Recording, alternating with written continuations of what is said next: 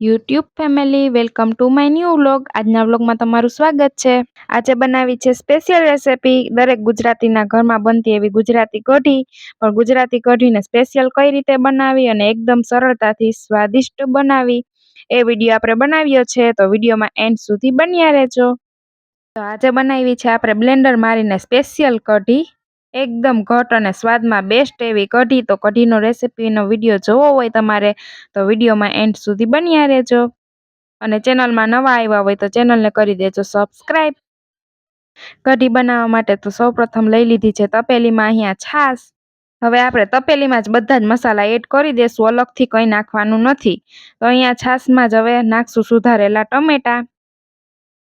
ટમેટાને અહીંયા મેં સુધારી લીધા છે, કટકા કરી નાખ્યા છે. હવે લઈ લેશું લસણ. અહીંયા બધા જ મસાલા આપણે છાશમાં જ એડ કરી દેશું. શું શું નાખશું ને એ વિડીયોમાં આપણે બતાવીશું. હવે નાખશું તીખાસ માટે લીલા મરચાં. જેટલા તીખી કરવી હોય તમારે કઢી એ પ્રમાણે નાખી શકો છો લીલા મરચાં. હવે બેસ્ટ ટેસ્ટ આપવા માટે નાખ્યો છે થોડોક ફુદીનો. ત્યારબાદ લીધી છે ધાણા ભાજી. હવે નાખશું સ્વાદ અનુસાર નમક. અને હવે નાખશું ધાણા જીરું પાવડર. હવે લેશું ચણાનો લોટ. આપણે અલગથી કઈ મસાલા નાખવાના નથી, બધા જ છે ને એડ કરી દેશું તપેલીમાં છાશમાં જ. હવે બધા મસાલા એડ કર્યા બાદ હવે મારી લેશું બ્લેન્ડર. ટમેટા, લસણ, મરચા, ફુદીનો, ધાણા ભાજી, ચણાનો લોટ, નમક સ્વાદ અનુસાર અને નાખ્યું છે ધાણા જીરું પાવડર. હવે બધા જ મસાલાને છે ને બ્લેન્ડર મારી લેશું. તો અહીંયા છે ને બ્લેન્ડર મારવાથી આપણું એકદમ સરસ એકરસ થઈ જાય છે બેટર. કઢીનું બેટર છે ને અહીંયા રેડી થઈ ગયું છે. આપણે અલગથી કઈ મસાલા ખાંડવા કે સુધારવાની જરૂર રહેતી નથી. અહીંયા બ્લેન્ડરમાં જ બધા મસાલા આપણા ક્રશ થઈ ગયા છે. અને હવે નાખી દીધું છે હળદર પાવડર. હળદર પાવડરને કરી લેશું મિક્સ. તો અહીંયા આપણું બેટર કઢીનું એકદમ સરસ રેડી થઈ ગયું છે. જો આ રીતે બનાવશો ને બેટર એટલે કઢી તમારી પરફેક્ટ બની જશે. હવે આપણું બેટર પરફેક્ટ રેડી થઈ ગયું છે. ત્યારબાદ વઘાર કરી નાખશું. વઘાર માટે ગેસની ફ્લેમ ઉપર રાખી દીધી છે તપેલી. હવે તપેલીમાં નાખી દેશું વઘાર માટે તેલ. તેલને થવા દેશું હવે ગરમ. તો અહીંયા આપણું તેલ ગરમ થઈ ગયું હતું એકદમ સરસ. ત્યારબાદ નાખી દીધી છે સૌપ્રથમ તો રાઈ. રાઈને છે ને ફૂટવા દેશું. ત્યારબાદ લઈ લીધી છે ઝીણી સુધારીને ડુંગળી અને લીધી છે મેથી.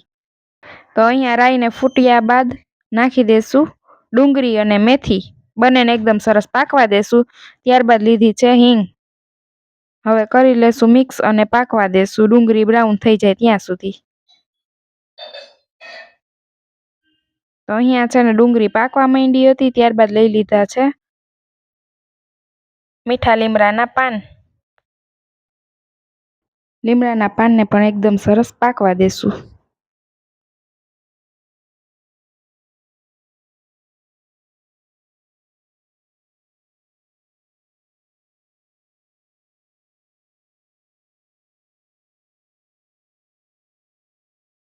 તો અહીંયા આપણો બધો જ મસાલો એકદમ સરસ તેલમાં ફ્રાય થઈ ગયો હતો. ત્યારબાદ લઈ લીધું છે આપણું બેટર મસાલાવાળું હતું એ. તો આપણે છાશમાં જ બધો મસાલો ફેરવી લીધો છે ને એટલે અલગથી કંઈ નાખવાની જરૂર રહેશે જ નહીં. તો અહીંયા આપણું બેટર નાખ્યા બાદ હવે છે ને ઘટ થતું જશે એકદમ સરસ. જેમ પાકશે ને એમ તો વચ્ચે વચ્ચે ફેરવતા રહીશું. તો અહીંયા જેમ પાકશે ને એમ ઘટ થતું જશે આપણું બેટર, એટલે ગેસની ફ્લેમ ધીમી રાખશું. જેમ પકવશો ને એમ કઢીનો ટેસ્ટ બેસ્ટ આવશે.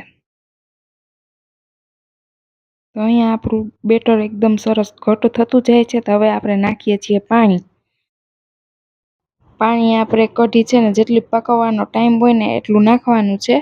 એટલે એકદમ સરસ જેમ પાકતી જશે ને એમ કઢી આપણી ઘટ થતી જશે. એનું બેટર છે ને એટલું જ ઘટ થતું જશે. તો અહીંયા પાણી નાખીને આપણે ગેસની ફ્લેમે છે ને સ્લો ફ્લેમે જ પકાવીશું કઢી. જેમ પાકશે એમ ટેસ્ટમાં બેસ્ટ બનશે. અને મસાલો પણ છે ને એકદમ સરસ બ્લેન્ડર મારશું ને એટલે મોંમાં નહીં આવે, બધું ક્રશ થઈ ગયું છે. આવી રીતે બનાવશો ને એટલે કઢી તમારી એકદમ પરફેક્ટ અને સ્વાદિષ્ટ જ બનશે.